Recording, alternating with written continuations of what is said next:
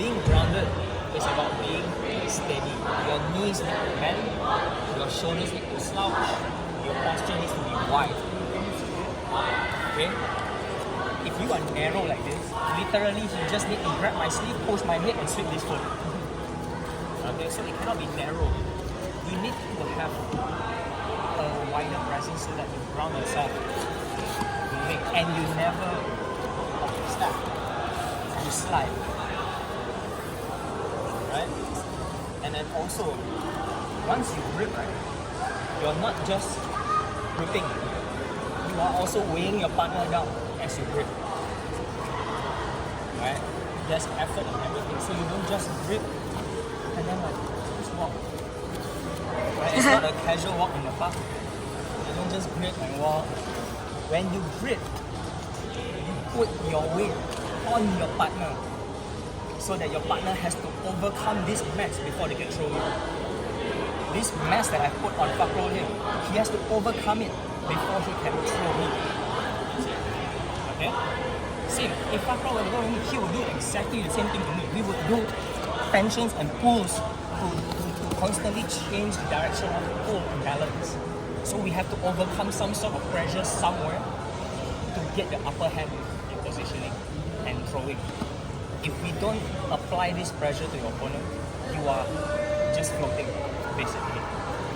Right? So in this case, you, Kathy, and Nafisa would be one of those examples where you can't just stand there and let someone throw you. Okay? And I think safe to say Nafisa here is quite athletic. Okay? She's strong. If Fakro here is strong, if I just stood here, Fakro is going to throw me.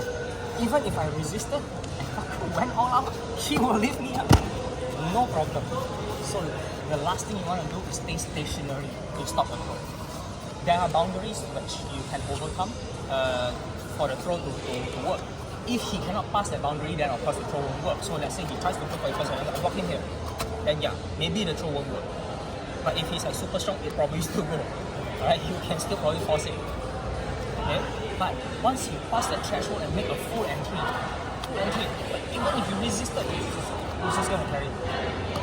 So the best thing you should do when someone does a throw is predict and move. Right? Move with the throw. Or before he does a throw, you just like ruin his plans. You know what he's about to do? He's about to do it. Ruin it. Like just redirect it and pull him in the exact opposite direction. He wants to pull me there. So just before the throw, I pull him this way. It kind of breaks this tension and he's unable to complete the throw nicely. Right? So it's a lot more awareness in your moving, your mobility. You want to be able to move and ground yourself at the same time. Okay? There are benefits, pros and cons to being too grounded. Okay? So you can ground yourself in general, it's good. But then sometimes if it's too much, your opponent will use that against you as well. So you need to know when to loosen up and when to solidify. Right? There's timing for everything. In this case, I feel most of you, I think, have the right intentions during the drill, but there's more depth in it that you don't understand. Right? So a lot of this understanding comes from when you throw. If you learn how to throw, then eventually you get to a point where you realize sometimes your throws don't work. And why? It's because you've still not broken your partner's control over you. So, let's say, he's putting his mass on top of me to control me and pull me in, and I'm resisting. So that means, right, I'm actually being pressured upon. Okay? For me to throw Fakro while he's putting pressure on me, I have to break this pressure on top of me before I can throw. So when we itchy me, we just do, right? But then when you're actually fighting, you're actually doing more than just that. A lot of times, you have to break big or move and then do a secondary move. Like, it won't be here straight away, it will be here, right? You're breaking the tension that he's putting on you and then applying another directional control in your favor.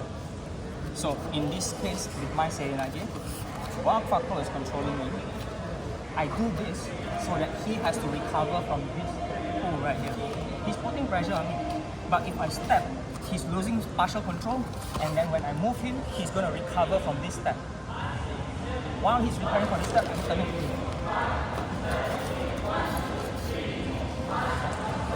So there are a lot of plays to this. You're doing the hip throw, ego throw. Then your ability to control this is very important. If you can't break your partner's balance with this, then you are unlikely to succeed in doing a hip throw.